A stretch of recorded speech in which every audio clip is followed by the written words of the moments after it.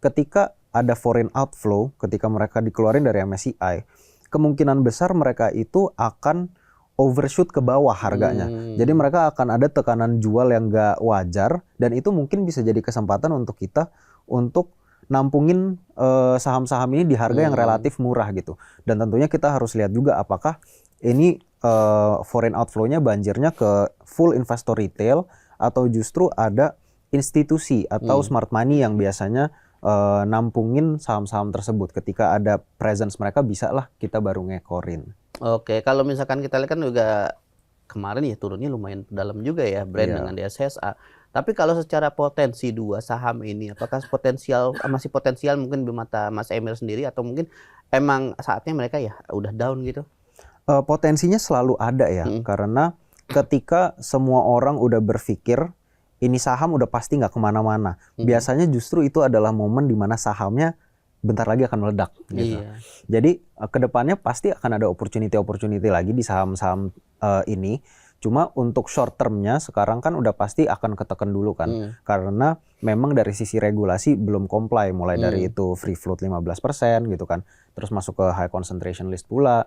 Jadi kedepannya emiten-emiten ini akan butuh waktu lah untuk ngerapihin dari sisi strukturnya seperti apa. Apakah mereka akan raise issue untuk nambahin free float-nya atau gimana? Berarti harus melakukan sejumlah langkah ya, right issue atau mungkin private placement ya, di mana mereka harus membuka lagi lebih luas agar free float-nya lebih banyak lagi. Betul gitu ya. sekali.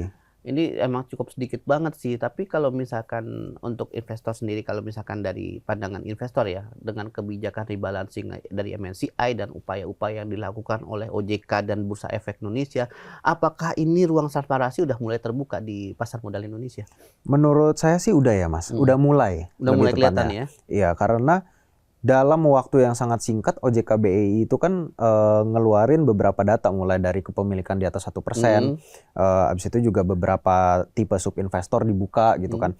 Jadinya itu cuma dilakuin dalam 1 atau 2 bulan setelah MSCI itu nge-freeze index kita kalau nggak salah. Jadi kedepannya sebenarnya saya sendiri cukup optimis untuk langkah-langkah yang diambil OJK BEI ini akan mencukupi, akan memuaskan MSCI lah. Dan kedepannya untuk transparansinya sendiri sebenarnya ini kan juga hal yang bagus ya. Ini adalah walaupun kesannya di awal mungkin kayak wah MSCI jahat banget gitu mungkin kayak nge-freeze indeks kita jadi bobrok langsung gitu kan. Tapi sebenarnya kedepannya ini adalah sesuatu yang positif kalau misalnya kita pengen dianggap serius di mata investor asing yang sangat-sangat besar gitu kan. Kalau misalnya kita udah bisa comply ke isu transparansi mereka, kedepannya pasti demand dan juga inflow ke IHSG itu akan jauh lebih besar daripada sebelum-sebelumnya. Dan kalau misalnya kita belum bisa menepati hal tersebut, kita nggak akan melihat konsisten inflow asing itu ke IHSG akan sangat-sangat sulit. Ya. Berarti kita masih berharap banget ya inflow asing kembali lagi ke Indonesia ya. Kemarin juga outflow-nya juga lumayan tinggi. Betul. Apalagi BBCA kemarin banyak yang dibuang sama investor asing. Yes, hari Jumat terakhir aja udah 2 triliun sendiri kan. Iya, 2 triliun sendiri juga kemarin. Nah, kalau misalkan di hari ini sendiri potensi untuk saham-saham perbankan masih ada potensial untuk mengalami tertekan untuk hari ini sampai dengan ya hari ini dengan tapping di hari Senin ini ya, Senin tanggal 27. Nah, kira-kira dalam sepekan depan saham-saham itu masih ada potensial nggak sih? Saham-saham banking ini lumayan concerning sebenarnya Mas menurut aku. Karena yang pertama saham BCA dulu deh. BCA itu sekarang udah gerak di kepala 5 lagi. Dan kemarin itu dia udah tembus titik support kuatnya dengan volume yang sangat-sangat tinggi. Dan ini buangan dari asing semua kan di hari Jumat. Ini adalah menurut aku BCA bisa dijadiin salah satu indikator di mana ini menggambarkan sebenarnya investor confidence terhadap indeks kita sendiri itu seperti apa gitu. Ketika BCA-nya drop segitu besarnya dengan volume yang sangat-sangat tinggi, itu kan ngegambarin bahwa ada sesuatu yang salah nih sama bursa kita. Karena memang dari dulu adalah BCA itu primadona dari indeks kita kan, yang bisnisnya paling bagus, selalu uptrend, nggak pernah jebol, dan paling ya secara profits juga growth gitu kan paling oke lah untuk blue chip gitu. Jadi untuk BCA dan banking-banking lainnya juga, walaupun data terakhir yang aku lihat adalah growth-nya sebenarnya di atas ekspektasi, bisnisnya juga bagus, tapi ada beberapa hal yang harus kita garis bawahi juga, mulai dari rupiah, tekanan fiskal, lalu belum juga ada lagi dari tekanan eksternal perang gitu kan. Jadi beberapa hal ini adalah hal-hal moving parts yang terlalu banyak sehingga investor asing sepertinya lagi nggak terlalu agresif untuk di emerging market secara menyeluruh. Jadinya bukan Indonesia aja sebenarnya yang kena. Jadi menyeluruh ke emerging markets dan Indonesia menjadi salah satu yang paling deres nih outflow-nya kebetulan. Ini menarik nih, kan kita masih mengalami tekanan hebat dari luar, dari eksternal, dari internal. Eksternal itu tadi kan sudah disebutkan perang, terus dari internal juga ada rupiah yang masih terus melemah. Nah, kalau dalam kita bicara sektor apa misalkan yang masih berpeluang untuk menghadapi situasi dan kondisi global saat ini? Untuk sektor kita yang paling oke sekarang tentunya masih di komoditas ya, karena kita adalah negara eksporter komoditas salah satunya terbesar gitu kan.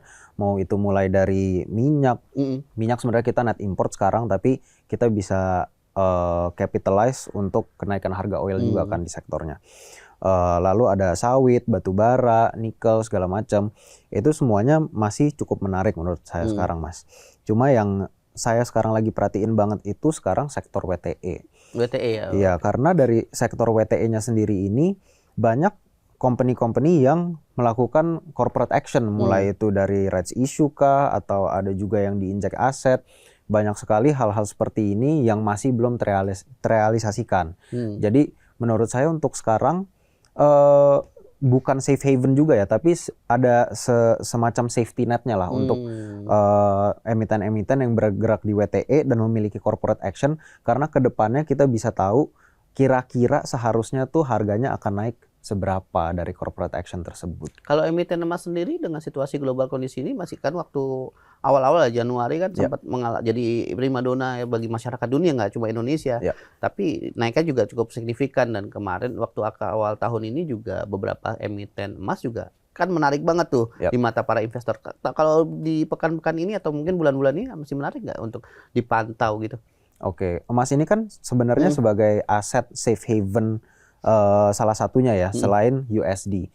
Jadi kalau misalnya memang ada perang, sangat-sangat make sense untuk investor global itu semuanya pada lari ke emas. Tapi ya kemarin-kemarin itu yang kita lihat adalah ketika perangnya eskalasi, sepertinya orang-orang kabur dari safe haven emas ke safe haven USD. Dan itu yang kita perhatikan sekarang ketika emas itu sekarang ada di harga 4.500-an ya kalau nggak salah. 4.500, 4.600. Dan sampai sekarang sih masih belum ada flow yang terlalu meaningful ya untuk ke emasnya sendiri. Sekarang itu orang-orang mungkin lebih pilih untuk pegang USD sebagai safe haven-nya. Tapi untuk emiten-emiten goldnya sendiri, sepertinya kinerjanya akan sangat-sangat bagus. Jadinya masih, menurut saya sendiri sih masih ada peluang ya untuk emiten-emiten emas, dan untuk tiker-tikernya ya boleh dicari-cari.